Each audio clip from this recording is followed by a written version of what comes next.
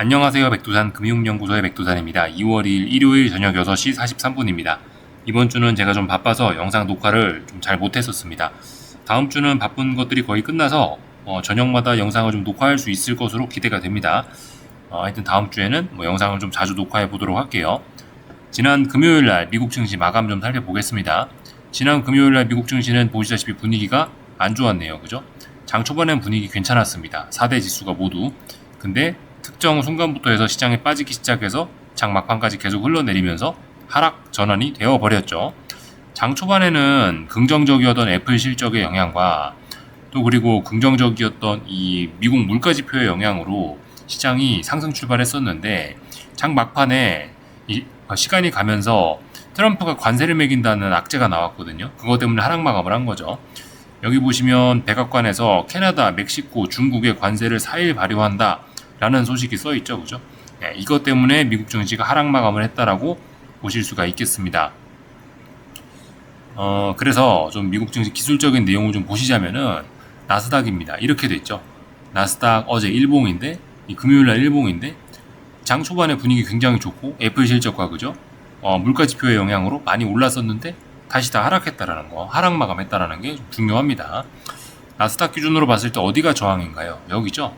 네, 여기 이 자리가 저항입니다. 이 자리가 저항. 이 자리는 뭐냐? 12월 16일 월요일 날의 종가가 중요한 저항이겠죠. 박스권 상단 자리잖아요. 이런 자리가 지금 저항이고 지금 현재는 나스닥은 박스권이긴 한데 어젯밤 이런 하락, 금요일 날 밤에 이런 하락으로 인해서 지금 이제 어떤 변화가 생겨났냐면은 고점의 높이가 일정했죠. 하나, 둘, 중간에 좀 낮아졌다 하더라도 다시 회복했으니까 고점의 높이가 일정했는데 고점의 높이가 낮아지는 그런 일이 지난 이번 주 금요일 날에 있었던 겁니다. 그래서 어떤 매도세가 좀 등장을 했어요. 근데 매도세가 지난번에 고점의 높이는 여기 때였고 이번에 여기잖아요. 고점이 많이 낮아졌나요? 많이 낮아지진 않았죠. 그죠? 이 정도면은 좀 매도세가 나오긴 했지만 강한 매도세는 아닙니다. 그렇다면 지금 이 중요한 어떤 전고점 자리, 박스권 상단 자리 부근에서 일단 밀리는 모습이긴 하니까 이거 당장 큰일 나는 건가요? 일단 큰일이라고 보긴 좀 어렵겠죠. 일단 당분간 미국 증시는 답답한 이 정도 선에서 이렇게 박스권을 그리지 않을까라고 보는 게 일단 좀 맞을 것 같습니다. 일단 위쪽에 저항은 좀 확인을 했으니 아래쪽으로 좀 내려올 것 같긴 한데 내려와 봐야 아래쪽에 긴 아래꼬리 이런 것도 있고 박스권 자리도 있고 또 그리고 지난번에 고점 부근까지 그죠? 지난번 고점 부근까지 그래도 좀 어느 정도 좀 많이 올라왔으니까 고점이 낮아지는 속도가 그렇게 빠르지가 않으니까요. 그죠? 그러니까 미국 증시는 일단 계속해서 좀 당분간 답답한 이런 구간 안에서 움직이지 않을까라고 일단 이렇게 보고 있습니다. 일단 금요일날 밤에 이렇게 하락을 하면서 탄력적인 상승 가능성은 물 건너갔다라고 볼 수가 있겠죠. 그죠? 미국 증시는 이제 탄력적인 상승 랠리, 급등 랠리 이런 게 아니고 일단 기간 조정이 좀 더 지속되겠구나 이겁니다. 지금 나스닥 지수 차트 보시면 그렇죠. 지금 이런 모습이고 여기서 이 답답한 구간 안에서 기간 조정이라 볼 수 있겠죠. 이 정도면요. 기간 조정이 빨리 끝날 것이냐? 그게 아니죠. 그죠? 기간 조정이 조금 더 길어질 것이다. 이런 개념으로 생각하시면 되겠습니다. S&P 지수도 비슷합니다. 그죠? S&P 지수는 나스닥 지수보다 조금 더 사정은 나은데요. 그래서 S&P 지수는 박스권입니다. 이렇게 이야기를 하긴 어렵겠지만은 나스닥 지수는 어쨌든 미미하게나마 대략적으로 이런 개념으로 어떤 우상향 채널형 이런 개념으로 보시면 되겠죠. 근데 상승의 각도가 어떤가요? 매우 완만합니다. 매우 완만해요. 그래서 어쨌든 서서히 S&P 지수는 상승하고 있다. 어쨌든 근데 S&P 지수나 나스닥 지수나 둘 다 상승 탄력이 많이 둔화가 되어 있어가지고 지금 당장 어떤 큰 시세, 강력한 시세를 기대하기는 좀 어려운 그런 모습이 됐습니다. 그렇다라고 해서 지금 이 매도세가 강한 게 아니죠. 그죠? 고점의 높이가 별로 안 낮아졌다고요. 그러니까 지금 상황에서 당장 미국 증시가 대폭 나간다 그것도 아니고 그죠? 미국 증시는 많이 탄력적으로 올라갈 생각도 없고 많이 탄력적으로 하락할 생각도 없는 겁니다. 상승 중인데 중장기 상승 추세가 많이 둔화가 되어 있는 것 뿐입니다. 그러니까 지금 기간 조정 진행 중 이 정도 개념으로 생각하시는 게 좋을 것 같습니다. 지금 당장 큰 하락을 기대하는 것도 큰 상승을 기대하는 것도 금요일날 밤의 움직임 때문에 좀 어려워졌다 이렇게 생각하시면 되겠습니다. 이제 다음 주라고 표현하면 되겠죠. 월요일부터 또 월요일부터 일요일까지 또 이렇게 다음 주 어떤 일들이 있나 좀 우리가 생각을 해봐야 될 텐데, 다음 주에는 빅테크 기업들 구글이나 아마존의 실적 발표가 예정이 되어 있고요. 그리고 다음 주 금요일 날에 미국 고용지표가 발표가 될 예정입니다. 다음 주에 특히 주 후반에 그런 중요한 이벤트들이 좀 많이 모여 있으니까 주 후반 수목금 아니면 목금 이런 타이밍을 좀 잘 보시면 좋을 것 같습니다. 그 전까지 미국 증시는 그냥 계속 답답하지 않을까, 이런 생각을 좀 하고 있습니다. 채권 시장 좀 잠깐 체크할까 합니다. 30년물 국채 선물 지금 보고 계시죠? 30년물 국채 선물은 일단은 굉장히 느리지만 어쨌든 위쪽을 조금씩 더 올라가고 있는 그런 상황입니다. 아직까지 아직까지 채권이 이렇게 더 떨어진다라고 보긴 좀 어렵고, 계속해서 단기적인 이런 반등을 좀 지속 중이다 라고 일단 볼 수가 있을 것 같습니다. 어떤 중장기적인 건강 상황은 안 좋죠, 그죠? 고점이 요렇게 낮아지고 있죠. 지금 이번에 고점의 위치 잘 봐야 됩니다. 빨간색 선까지 올라올 수 있느냐 없느냐가 굉장히 중요한 포인트인데, 일단 어쨌든 단기적으로 찔끔찔끔 더 올라올 수 있어 보이니 일단 좀 지켜보시면 될 것 같고, 아무튼 채권 시장은 많이 좀 안정이 되고 있긴 합니다. 고금리 강달러가 안정이 좀 되어 가고 있긴 하죠, 그죠? 다만 고금리 강달러는 좀 안정이 되어 가고 있는 과정 중이었는데, 여기에 일단 트럼프가 지금 관세 이야기를 꺼내면서 고금리 강달러가 완화되던 부분을 좀 어느 정도 희석시켰죠, 그죠? 고금리 강달러 완화, 잘 될 거야 그런 긍정론이 좀 깔려 있었는데, 트럼프가 관세를 부과하면서 지금 그런 긍정론이 다소 좀 약해진 상황입니다. 근데 트럼프의 그런 관세 조치가 막 심각하게 시장 분위기를 아직 훼손한 건 아닙니다, 그죠? 고금리 강달러가 어쨌든 간 조금씩 완화가 되고 있긴 합니다. 고금리 강달러가 완화가 되고 있는데, 그 완화되는 속도가 조금 느릴 뿐이고, 주식시장도 상승하고 있는데 상승이 매우 둔화가 된 것이지 지금 큰 위기가 있고 그런 건 아니라는 거죠. 그런 점들을 좀 생각을 하셔야 될 것 같습니다. 하여튼 미국이 관세를 매긴다라고 하니까 달러 강세가 또다시 좀 나타나기도 했죠. 하여튼 고금리 강달러, 그러니까 지금 트럼프가 관세를 추가로 더 매긴다라고 해서 관세를 더 부과한다라는 그런 소식으로 인해서 어쨌든 금리와 달러가 또 다시 이제 고금리 강달러가 약간 좀 더 강화가 되긴 했죠, 그죠? 추세적으로 고금리 강달러가 좀 완화가 되고 있긴 한데, 조금씩 지금 완화되는 시기긴 한데, 지금 트럼프의 그런 관세 발언으로 인해서 그 완화되는 속도가, 고금리 강달러가 완화되는 속도, 주식시장에 긍정적으로 가는 그런 분위기가 조금 누그러든 것 뿐이죠, 그죠? 아직까지는 좀 긍정적으로 보시면 될 것 같습니다. 그래서 이런저런 이야기를 좀 해봤고, 트럼프의 관세의 영향을 직접적으로 받는 이제 그런 거 같은 경우는 좀 분위기가 안 좋았던 것 같습니다. 그죠? 예를 들면 중국과 관련된 이야기를 좀 하고 있지 않습니까? 그죠? 중국과 관련된 자산, 구리 이런 것들 가격이 어젯밤에 금요일날 밤에 그래서 좀 하락했구나. 이런 식으로 좀 볼 수가 있겠고, 하여튼 그렇습니다. 금값은 매우 강합니다. 그죠? 금값은 달러 강세 때문에 이 금요일날 밤에 조금 하락하긴 했으나 어쨌든 금값은 매우 강합니다. 그죠? 금값의 우상향은 다시 시작이 된 겁니다. 금값은 이렇게 기간 조정을 끝내고 다시 올라가기 시작한 거죠, 그죠? 네, 금값은 일단 계속해서 올라가고 있다.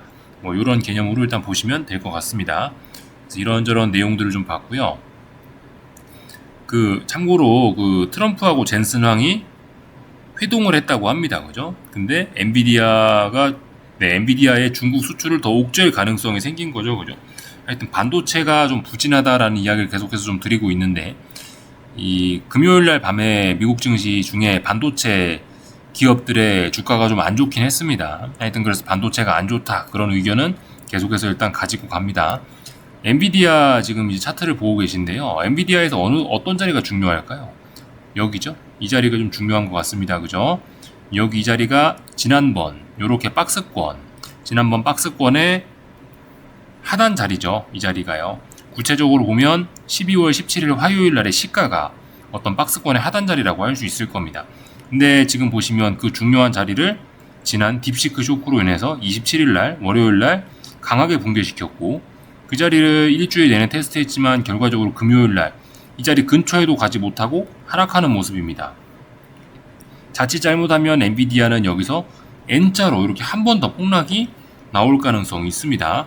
반도체 종목들은 어쨌든 여전히 좀 주의를 하셔야 좀 되겠고, 지금 보신 건 엔비디아고요, 그죠? 지금 보시고 계시는 건 반도체 지수입니다. 엄밀히 따지면 반도체 지수는 아니긴 한데, 아무튼 반도체 지수를 추종하는 ETF 이전으로 생각하시면 되겠죠.